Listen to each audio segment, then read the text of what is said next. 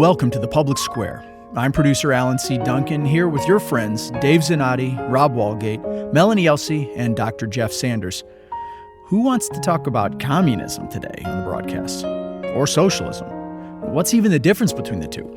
But I digress. Today we're asking the question, who owns this world anyway? Here's Dave. So rules of the road. We always say that these programs are unscripted and spontaneous. Well, I actually have an email outline in front of me today. Full disclosure for the audience. You said rules of the road? Yes. Well, I was just thinking, like, when you're a kid, you get in, we get the lecture from Dad about the rules of the road. Don't ask to stop within the first 3 hours. There were a lot of rules. A lot of rules. Yeah, well, I don't know how long we're going to be at this table and how many shows it's going to take, but we are in the middle of a conversation about socialism and communism. And we took a turn. It wasn't a rest stop. It was by design in the preceding broadcast. And the reason I'm saying preceding and not just saying last week's is because this is going to be a long series.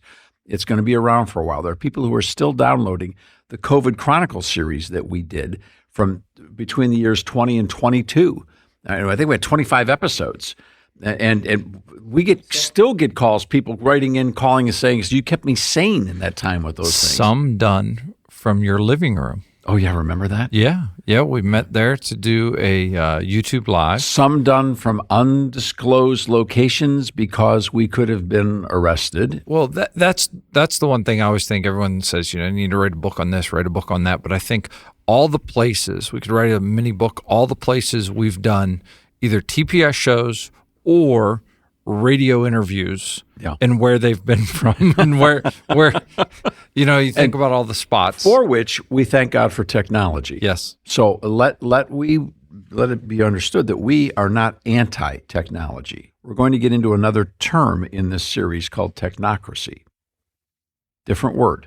Technology, technocracy. I know you can hear, I know you understand the difference. What is a technocracy? That's what we're going to be talking about. And that's in essence what we were talking about last week when we took the turn to discuss C.S. Lewis's work from 1943 through 46. His preface was written in 43. I believe the book was published in 46. The book, That Hideous Strength, part 3 of the Space Trilogy, in which Lewis described the Western world being consumed by a technocracy. Now, he did it in a smaller theater. In essence, it was a town, and it was a college, and it was a region that ultimately was pulling down the entire British Empire.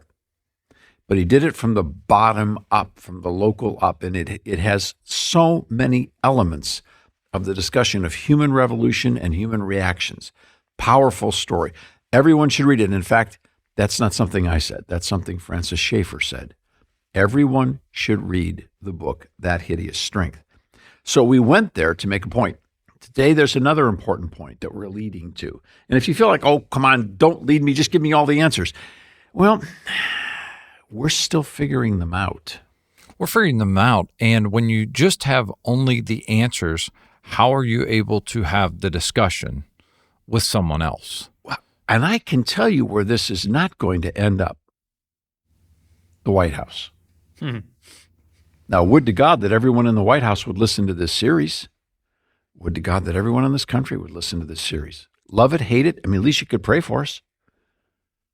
And you can help that happen by sharing it with your friends and asking them to do the same. But this is not going to end up at the White House in regards to the current occupant or who will be next.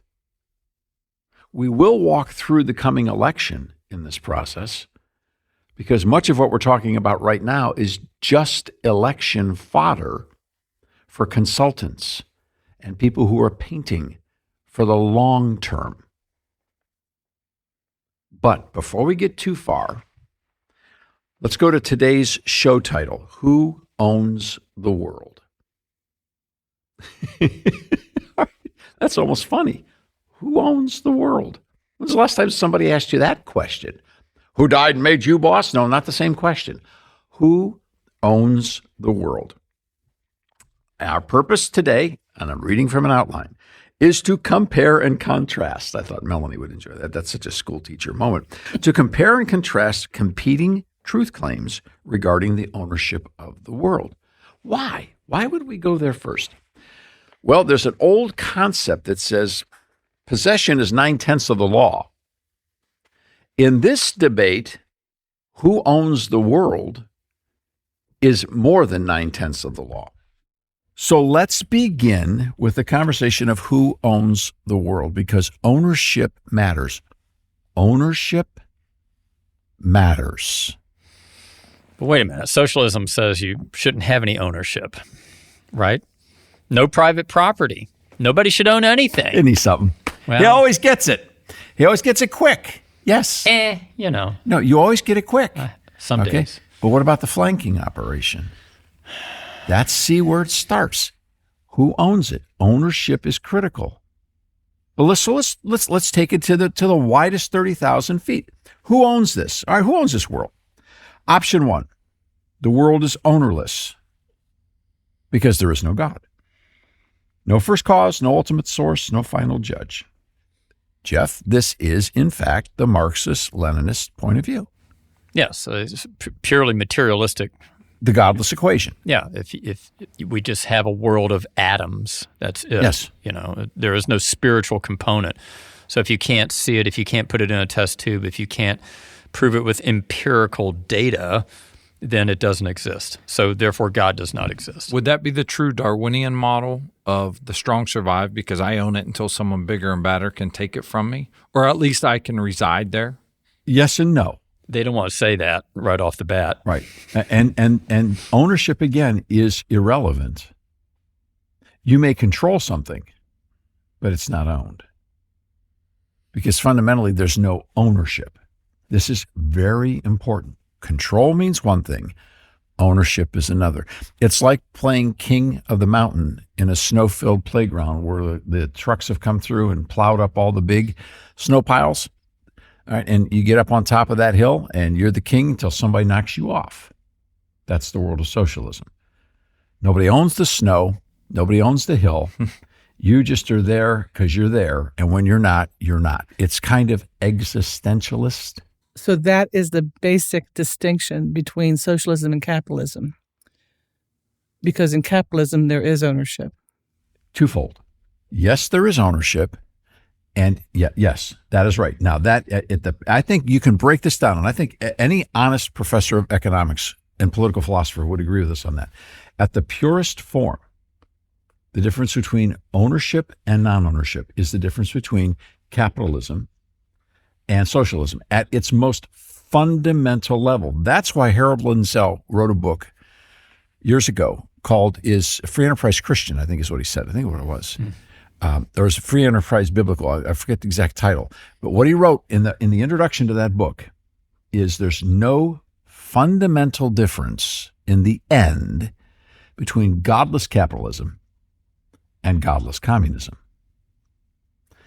In other words, if there is no God in the equation, you can act like a capitalist and set up rules that give people what appears to be possession. But without God in the equation, you end up in the same place. Whoever has control has control.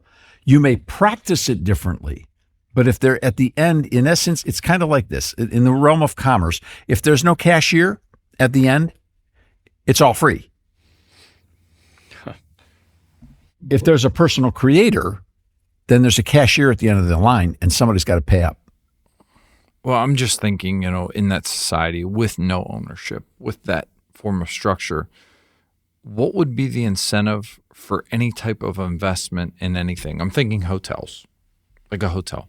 Who would pay to build a hotel if they're not going to own it? Well, exactly. And since there is no ownership, then all that is done in the state. And so there is no private enterprise that builds anything. Everything is built by the state. Well, I guess if you need to stay somewhere, you just go into someone's house as long as they can't keep you from out of there because there's no ownership. Or you go and state, the same thing with owning a house. You don't own a house. The state builds what they consider to be necessary. They give you the bill and then you stay there, but you never own it. You never, they call them flats over there. Some would say the state does that now with property tax. Yes, I would. In fact, I would make that argument. Okay. All right. There's always a lien against my house from the government. Yes. In the state where I live, I know there's not property tax in some states. It can get a lot worse. Yeah. And that's not to say that it's right where it is. And that's why there's been such a contest over the concept of property tax from the beginning. However, there is a process by which those taxes have come to be, and they weren't dictated to you by the Politburo. Right. I had a say. Or someone before you did. We had a vote somewhere along the line. Somewhere along the line. And if I don't like it, I can move to a state that doesn't have a property tax. Right. I can do that or right have now it if I repealed. feel like it. Yes, exactly. Right. So I have that freedom. Yes. And that goes in now. So there's a kind of a way of exempling. That was beautiful modeling out, by the way. That was completely off script. So there's a way of modeling these things out. But again, the premise is in a godless formula, there is no ultimate way to get justice. Justice simply is when people stop complaining about it. And the reason that there's no justice is because there is no judge. So instead of a judge, we put up a word called equity. That's the godless equation. And whether it's godless capitalism or godless socialism, equity is when people have each got enough that they shut up and go away and quit complaining about it. Doesn't mean anybody got what they wanted. That's not going to happen. Doesn't mean anybody got what they wanted. They got what they were told, and it was sufficient to shut them up. That's how the godless formula of socialism always works. But it never stays there, because the people who finally have what they want, they still want more. It is in human nature. We're always craving for more. That's why oligarchs face thieves. They do what? Oligarchs have to face thievery and thieves, because even in a socialist system where some people are a little more equal than others, and the Soviets or whoever that socialist communist group might be employ certain people to help them and reward them with a little bit more, then the people who are not going to be law abiders anyhow have someone to steal from, even in a system where no one has any property. Yeah. Well, and I think there's something in people, they don't want to just be doled out to. People want to earn things. Obviously, there are some people who maybe are lazy, they don't want to work hard, but by and large, I think people want to create something for themselves. They want to work. They want to feel like their life has meaning and the things that they put their hand to mean something. Anyway, that's what I think. How about you? Feel free to send us some comments if you like at thepublicsquare.com. We're going into a break now, but we'll be right back.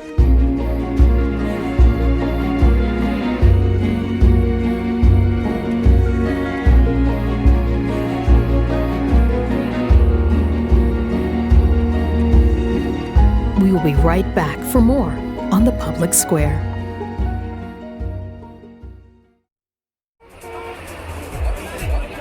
Spreading the light of liberty across the land. Now back to The Public Square.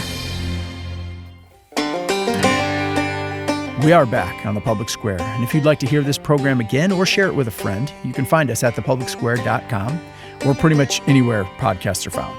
Look for The Lamppost. Now, here's Dave Zanotti. So the conversation goes forward. Never going to be enough time to do this. We're going to be at this a long time. But option number one, the takeaway is, who owns this world is the question. The takeaway is, the world is ownerless because there is no God, no first cause, no ultimate source, no final judge. And this is the Marxist, Leninism, communism, socialism model. But it could also be godless capitalism. In that model, can we just talk about for a minute what the enforcement mechanism or structure looks like? As far as I know, there's no ownership, but is it a total anarchy model? Oh, no. There's a difference. Keywords. The word anarchy, the word chaos, and the word order. Anarchy, chaos, and order. Anarchy is when things are in a state of complete dissolution, right, which creates chaos, which human beings cannot survive in. Therefore, they will find a system to create order. See, that's how I envision it without ownership. I envision chaos because there has to be some sort of enforcement mechanism. If there's not, on Best model we could use on this one is the Soviet Union, because they did it the longest. They had 70 years under this exact system. So let's ask ourselves that. No one owned their personal property where they lived. You may have had a sense of ownership from your clothing, even though it was issued to you by the government, or you were permitted to buy it in a government store, or someone gave it to you. You got the clothes on your back, and you owned them because nobody was there to take them away from you. and in that system, I never hear stories of, boy, people were just lining up to get in to the Soviet Union, to live there, to be a part of that experiment. Well, they were lining up to get into the stores. The only problem was once they get in, there was nothing there. And they were lining up to get into the Soviet Union at the end of World War II at the point of a gun, where the Soviet Union took over entire countries in Eastern Europe and rounded up thousands of people that they thought were enemies of the state and shipped them over to the gulags in the Arctic Circle. So yeah, they were lined up, but against their own will. Well, now this brings us to another point that's really significant in the model of the godless equation. It certainly mitigates against the American model. Now, before we get to the Declaration and the Constitution, which are clear evidences of how, in fact, the God-filled equation in regards to a God-filled set of principles, which would relate to a God-filled set of principles as it relates to economics, would flow out, not perfectly, but would flow from a right source. Before we get there completely, let's go back to James Madison, who is the father of the Constitution, who wrote a paper on property in which he said conscience is the first and most sacred form of property. So to answer your question, in the godless equation, individuals are the property of the state. You are permitted to live where you're permitted to live, with what you're permitted to have, provided you do what the government says you're going to do. The government can be a large committee, it can be a Politburo, it can be local, it can be national, but the authority structure that is in command determines your reality because you own them. And if you want to emigrate, you may, if they permit you. So you got to get your mind right. Yeah, they want to own your thoughts. Is that the furthest extent? They have the people at the top of the pile. They have private property rights. Yeah. They have the right to everybody else's property. Because they have control over it. Because they have more guns than you do. How did they you get power? You trade your security, you trade your property for their security. You trade Your liberty. your liberty for their property. Trade at knife point, maybe. That's how you. That's how you make that trade. So just to offset some of this, what we have in structure since our Declaration of Independence, since our U.S. Constitution, is we have 50 individual state constitutions as well. Mm-hmm. And I'm looking at one state's constitution's Section 1, Article 1, Section 1. All men are by nature free and independent and have certain inalienable rights, among which are those of enjoying and defending life and liberty, acquiring, possessing, and protecting property, and seeking and obtaining happiness and safety. So, A brilliant statement of the God-filled equation. right, exactly. Yes. Well, I think in the United States, I believe 46 of the 50 states reference God or the Almighty in their state constitution. From the beginning. From Yeah. the beginning. But this is specific to property. Yes. You Yes. know, acquiring A, Excellent B, summary. possessing, and C, protecting property, personal property. So that would bring us to option 3, or what's okay? So actually, to option 4. Can you hold that for 1 second? Sure. All right. So option 1, the world is ownerless. That's the Soviet option. That's the National Socialists of Germany's option. That's every communist socialist regime. There is no such thing as private property. And what other places would that be today? China, Vietnam, Cuba, Venezuela, North Korea. Mhm. Yeah. Option 2, Satan owns the world. Huh. God made it, but sin placed the cosmos under the control of Satan.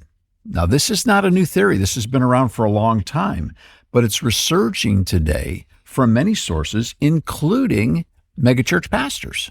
Not all of them, but some of them. All right, this would sort of be, and here's their theory.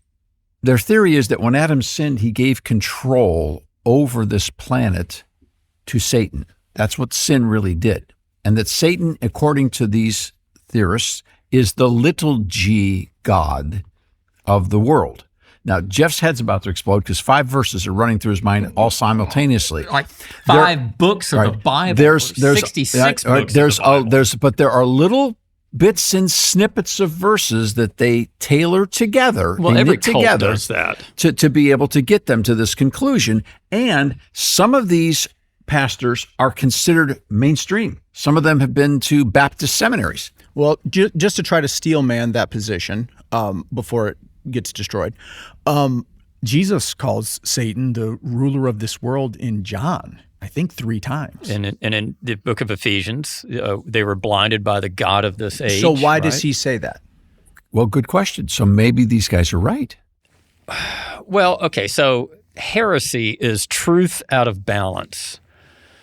So it's like if I said Jesus is a man, is that true? Yes, it's true, but that's not all that he is. He is the sinless God man, right? It's a great point. So is it true that Satan is a powerful being that God allows to do certain things under the control of God? Read the book of Job, read the first 2 chapters where Satan has to get permission from the Almighty God to just touch Job. I thought you were going to read Martin Luther's statement about Well, Luther yes, saying okay. even the devil is God's devil. It's still God's devil.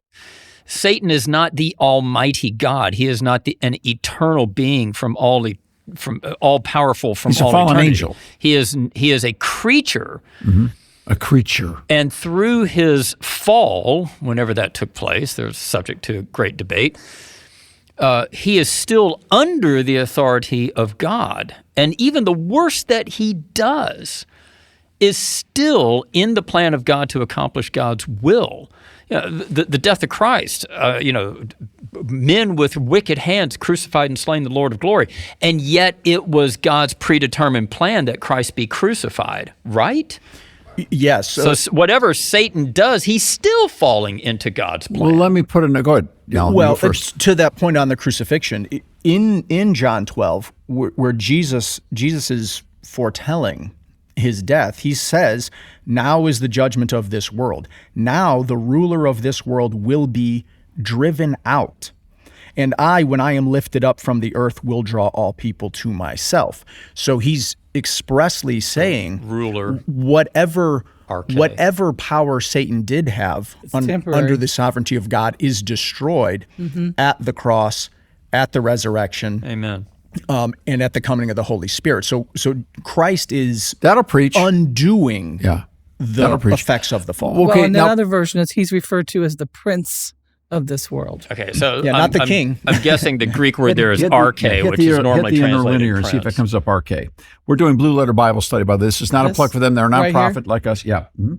Go in and then hit interlinear right there on the top left blue button. Okay. We're doing this together. We love Blue Letter Bible, by the way. And we support them too. We don't take it for free. Yes, my wife uses it every day. Yeah, so it's good. great. It's a I've good- got it on my really phone. good. Got Good everything. thing. It's one whole level of my Bible college library in my phone. One whole floor. I'd give up for giving free plugs. I would say also netbible.org. Yes. Because then you can see they have notes. They have some Greek. You can look at it in Greek. You can also do the notes. It's really good too. Yep.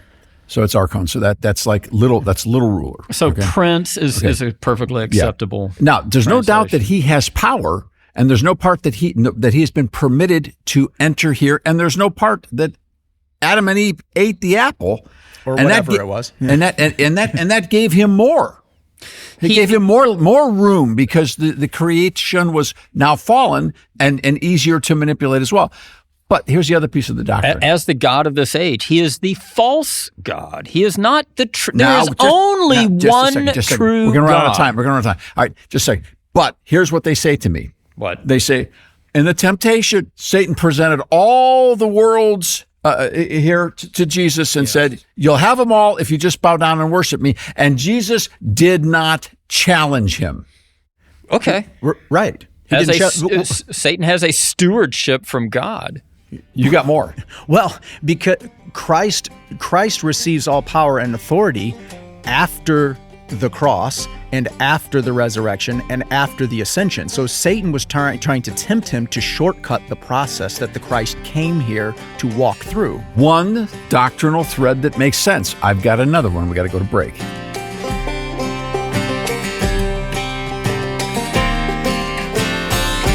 We will be right back for more on the Public Square. Spreading the light of liberty across the land. Now back to the Public Square.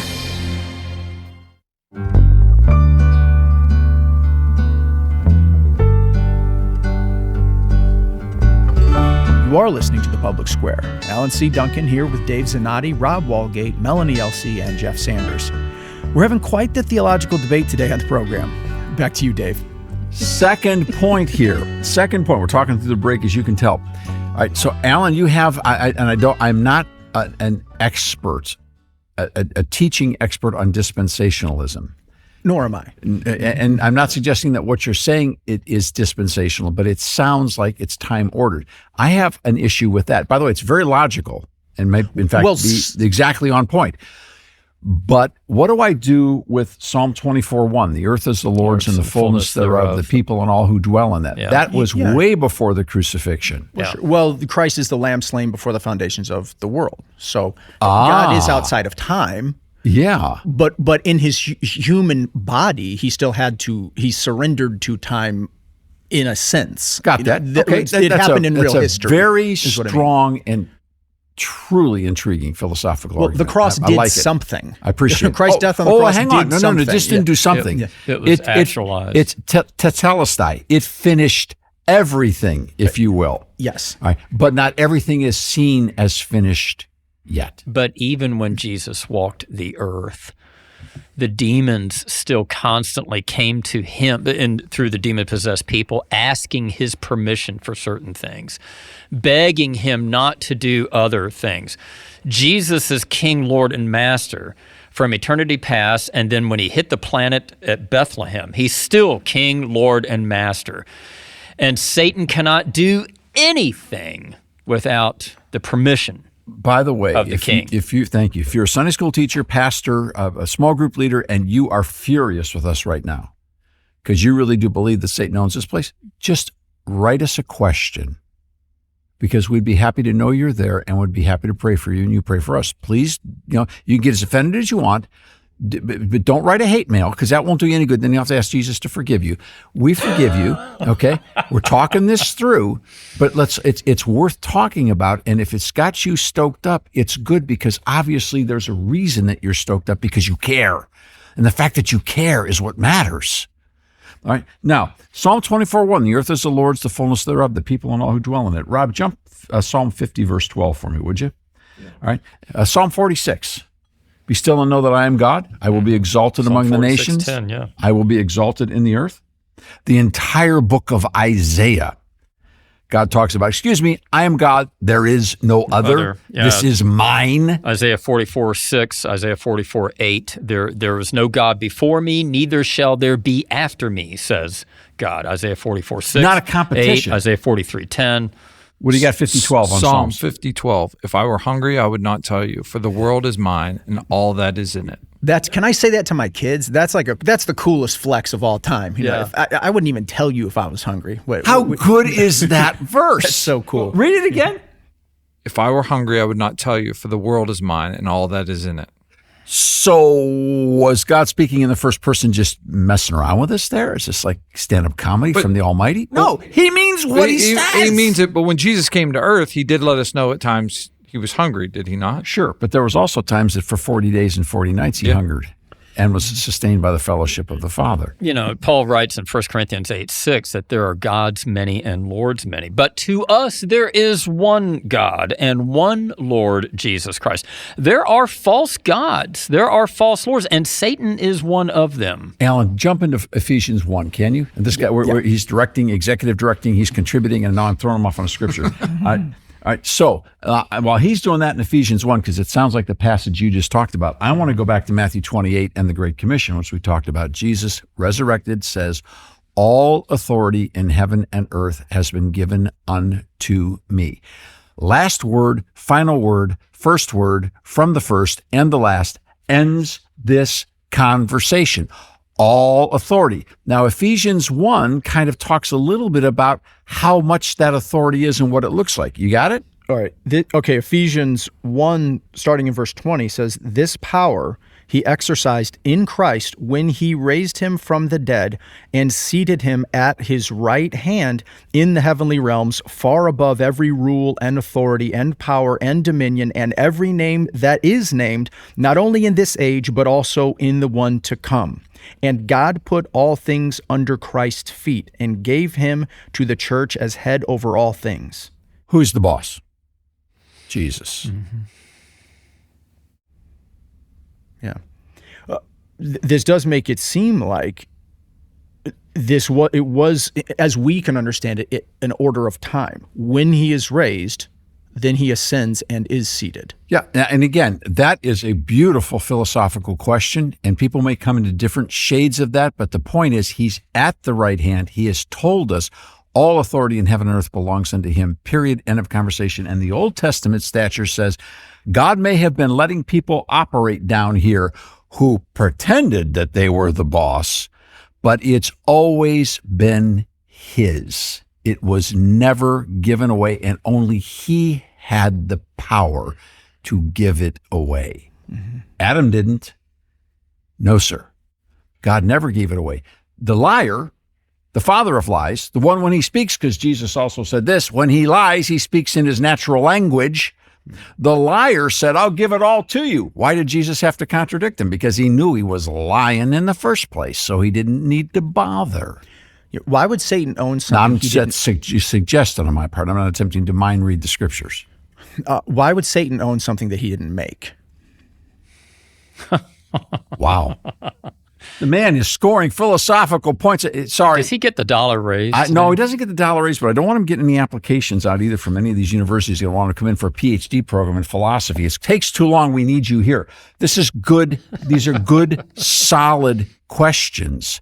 The point is, what does Jesus say? And I would submit to you that a worldview that does not have a Christological center, core, Jesus defines reality, is not Christian. He is before all things, and in him all things hold together. All means all.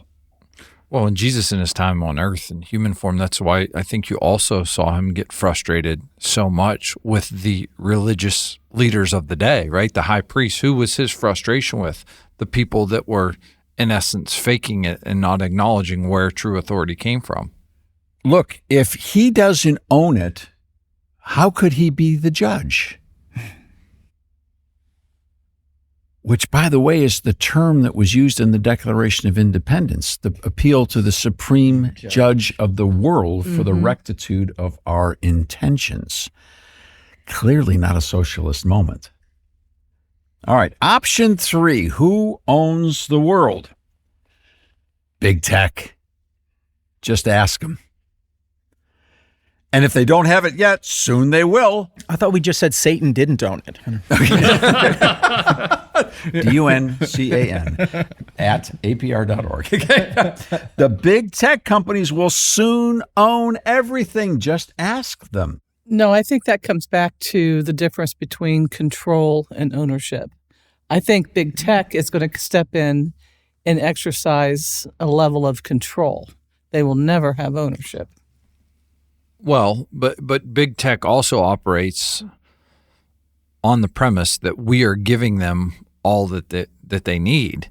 I mean, we For give them control. data that they can control. We give that to them, which is scary. I mean, you think about, too, young people today in school, in over 90% of the schools across the country, they have smart books from big tech. It's given to those schools for free so the students can use We it. got a break, but I got to ask you this question. Did we give it to them, or are they stealing it? Or a combination of both. Yeah, all of the above. We are heading into a break now. We'll be back for more of the Public Square after that break. Please stay with us.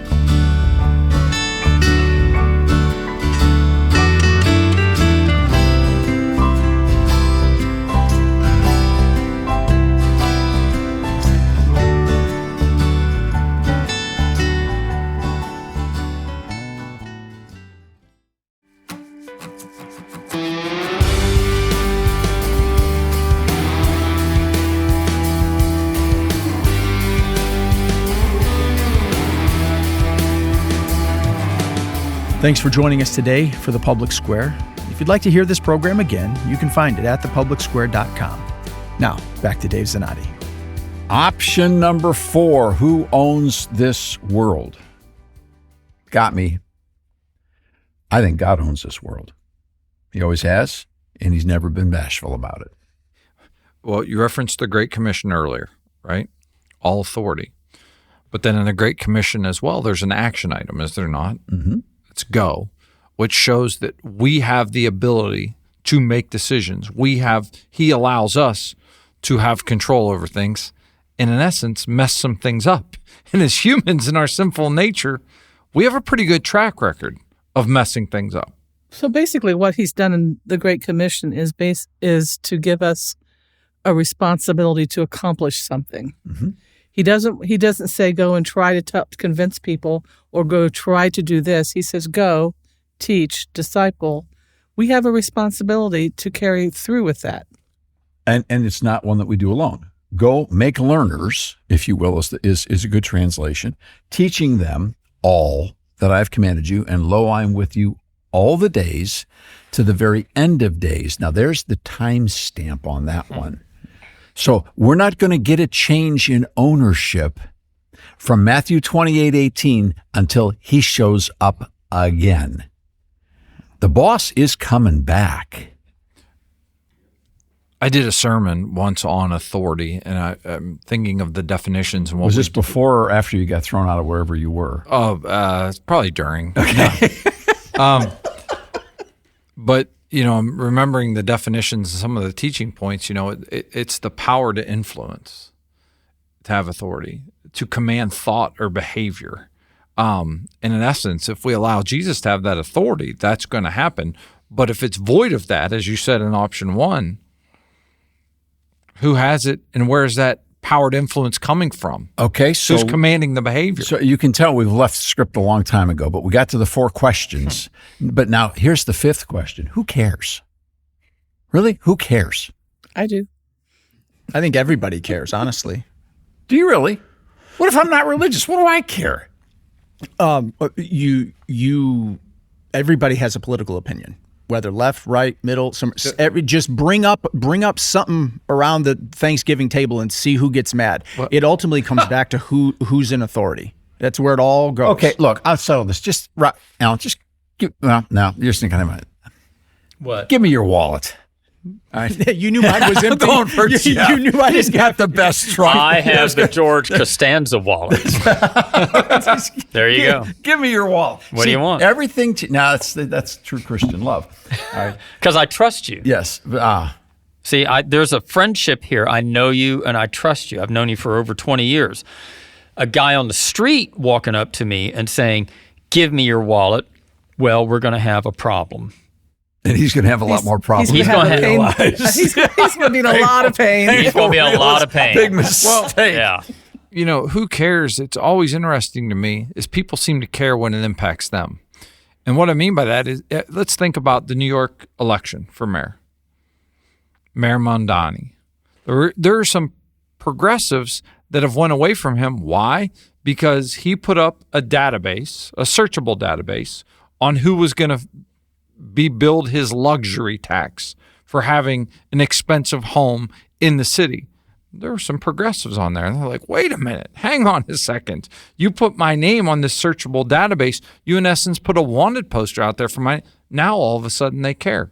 And now they're walking away from. So when That's what I mean. When it impacts a you surprise? directly, you care. You act indifferent about it, or we act indifferent about it as a society until we realize it's going to impact us. So ideas have consequences. Why is this a surprise to them? They didn't see the ideas and put it together that, okay, this guy's a socialist, therefore he's going to do these dirty things to people. And to hone in on the point that Rob was making, he didn't do a searchable database of addresses.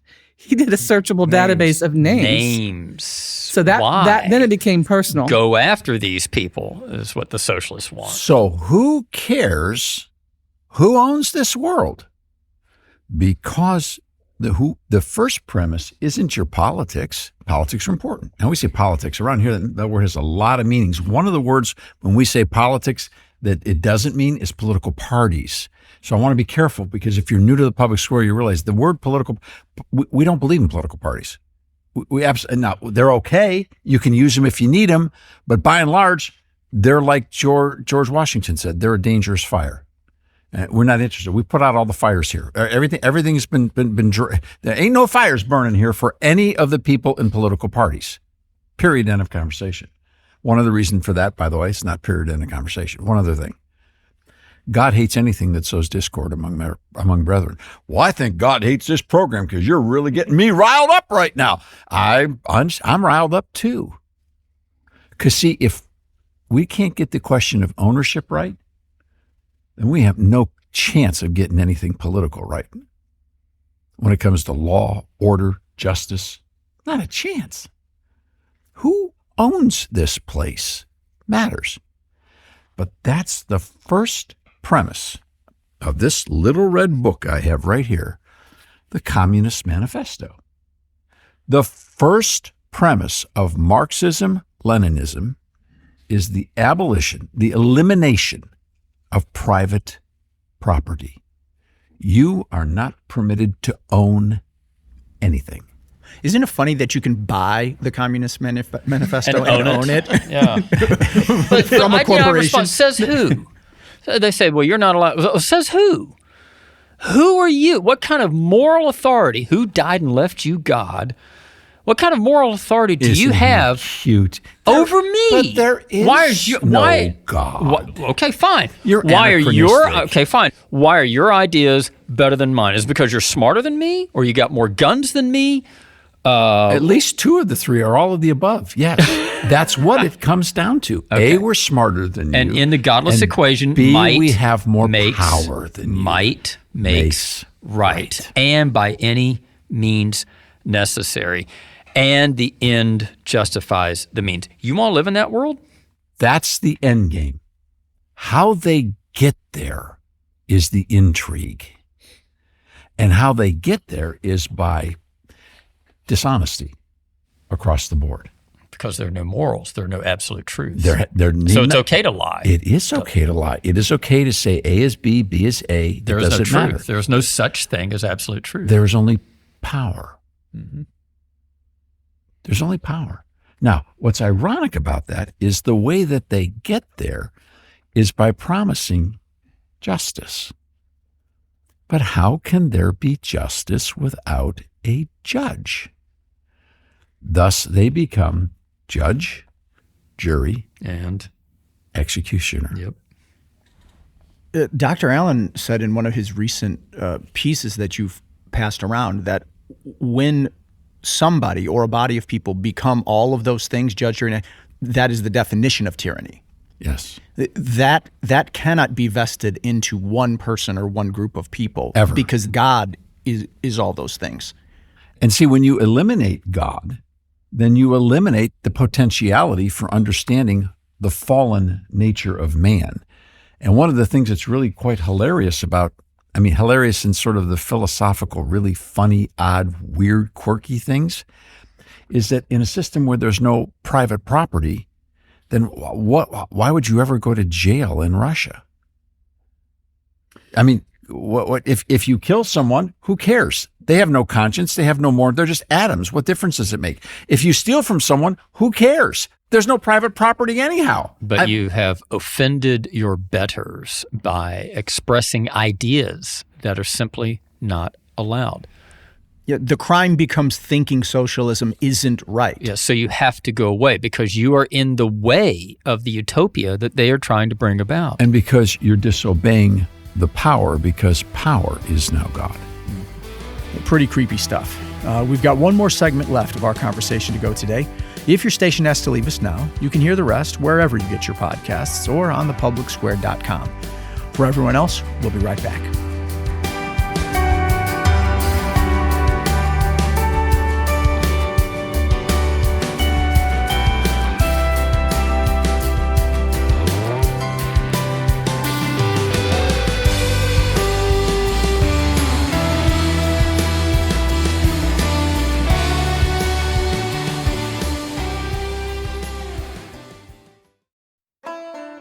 Every day, people across the nation contribute to the mission of the public square. Because of those gifts, this broadcast is now heard on the radio coast to coast every day. Thousands are finding the path to true liberty every day because of the support of listeners just like you. Your gifts of any and every size are reaching lives today. Thank you for your support.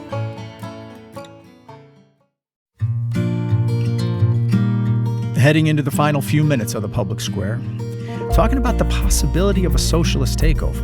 And Melanie, would you like to lead things off for this segment? I don't necessarily think they can accomplish any of this with 50 state governments having 50 individual state constitutions unless they cheat. You know, they said, you know, we talked about how they can just come in and take no private property. Well, to get there, we have an election system. There's already discussion about getting rid of the Electoral College, about stacking the Supreme Court, about even getting rid of the U.S. Senate. All of those components are important to maintain the structure we have, to maintain the freedoms that we have. So I don't know that it would. At least it would take a long time in a gradual whittling away of the components of each of our state constitutions. I think they could do it in 24 months. Seriously. Mm-hmm. Now, it's going to take another show to explain how and why. But do you mind if I get started? Yeah, can we define they I'm really curious. quick before, just for someone who's listening is going, they're saying they. Who's they? Excellent. The Democrat Socialists of America and the people who are ultimately behind them. Okay. Okay. Now, this is a conspiracy in plain sight. You can go online, go ahead and use your search engine to get to DSA, Democrat Socialism, Democrat Socialists of America, and go ahead and look at their agenda, and you will see. We are now on the promising side.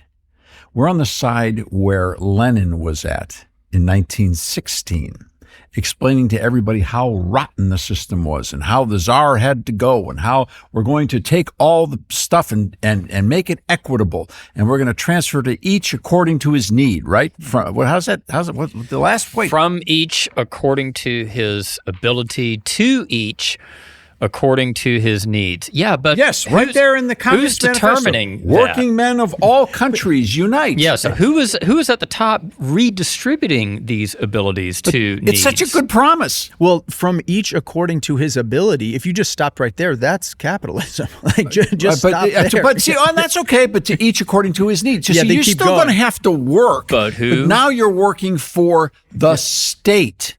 You're working for that amorphous entity of the collective. That's, by the way, when Barack Obama spoke about collectivism in his second inaugural address, he was telling us all this was coming, but we didn't know what the words meant. Whenever someone says it is for the greater good, whatever it happens to be, and we heard that during COVID, Whoop. That is... Whoop, he said it. Ding, ding, ding, yes, ding, I ding. did. That is a socialistic term. You can justify anything for the greater good. The greater for good is, but the common good is not That's not purely The socialism. common good is a Pauline term. Sure. Different. For the greater The greater Yes, good. Okay. Now, I'm just saying there's a distinction between those right. two. Sometimes they get Well, overlaid. and some constitutions call it the general welfare. Right. Yes. All right. Now, let me lay the scenario out here. And this goes back to the broadcast that preceded this one in this series on that hideous strength. In the realm of applied political science, APS, which is where we've lived for going on 5 decades, what we've discovered is it is often the case where political entities will fight this election war based on last election's losses. They will basically contour their strategy to say, we're not going to get beat again that way. And they often lose because their opponents move to somewhere else. And so it's like a vengeful miss. What I would submit to you right now is the thing that the communists of the world who want basically to destroy not just capitalism, but America want more than anything else is for us to focus on World War II and the end of the 20th century, where 100 million people died because of communism and socialism. And that may be a conservative estimate. They want us to go back and talk about Hitler as a National Socialist. They want us to go back and talk about Stalin and the United Soviet system of Soviet socialist republics. They want us to go back and focus on the past. That's where they want us to go. And all of that history is true. And if you honestly went there and you looked at it and said, why do we want to do that again? They would lose. But they'd be happy to focus there, because what they're going to do is never, ever, ever, ever, ever talk about that. And they are already starting to mock anyone as being a simpleton and a fool who thinks that's what we're talking about. Yeah. Well, because they would deny this in conversations. They would say, no, we don't want that. That's not actually what it would be. You're talking about communism. We're talking about socialism. I had these same discussions. These things are so different. There's just one problem. Let's go back to the book, to the Red Book, Marx interchanged the terms constantly. It's all the same thing.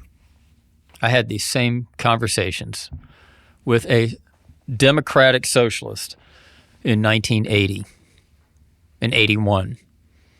And I said to this person, show me where you're different from Stalin. Show me where, in theory or in practice, well, we don't want to start a gulag. Okay, where on paper, in theory, are you different from the assumptions of Joseph Stalin and what he eventually wanted to carry out? They could not show me. Never can. They were democratic. No, I'm not a Stalinist. See, no, I'm not a communist. So they say. Yes, and this is now the media is filled with it. The Atlantic, everybody who they know that the conservatives are on to them. And so now they go to the next place, mock them. Oh, you're so silly. You're so anachronistic. You're talking about a period that's long. So how ridiculous. Now you're going to tell us we're all Hitler. And all right. They refer to it as the boogeyman. Yes. Okay. Just a second here. They got a point. They're not going to build gulags. They're not going to bring back the Holocaust. No. Let's go to that hideous strength. What they're going to do is elect enough Democrat socialists to completely paralyze the United States Congress. And if they get a president, then to completely co-opt the courts. And they will so deconstruct the system as we have it right now, or even just freeze it, lock it up, so that it doesn't work anymore. And when it doesn't work, the chaos that will be created will demand a response of order. And that's what they step in and say, see, we told you that we had to have nationalized health care. Now, if you want to go to the hospital or take your children to the hospital, or you want your kids in school, here's what you're going to do, because the system is broken and it can't be fixed, and we are now going to fix it. In other words, once they get to the threshold of enough chaos, no prior definitions will matter. All that will matter to people is order, and they will order the order. And then anyone who bucks that in any way is a social pariah now. Yes. An enemy of the state. And you hate children. Yes. What, you want people to die of COVID? You become the bad guy. Oh, you said it again. Yeah. Well, we saw it. Some people may say, how did we get here? When you look back through history, how many presidential campaigns have consisted of one party allowing someone who would align with the socialist platform to be on the debate stage, to bring these ideas forward constantly. Or on the ticket, who was FDR's VP that they had to get rid of? Henry Wallace, who was a communist, a real dyed-in-the-wool communist, and he was the vice president of the United States for a while. What's hiding in plain sight is the fact that the Democratic Party is allowing another party with a separate platform, with a separate operating standards, with separate belief systems to come in and just co-opt the Democratic label. And here we must stop. It's like an episode of Batman from the 60s. All right, we must stop here and see where the Cape Crusaders will end up next. Same time, Same bat station. time, same bat station. Because there's somebody who's missing in this argument. Someone who's letting this happen. And that's what we've got to talk about next. All right, should be fun, just like this conversation. So thank you, team, and thank you, our friends, for listening to this edition of The Public Square. We'll see you next time.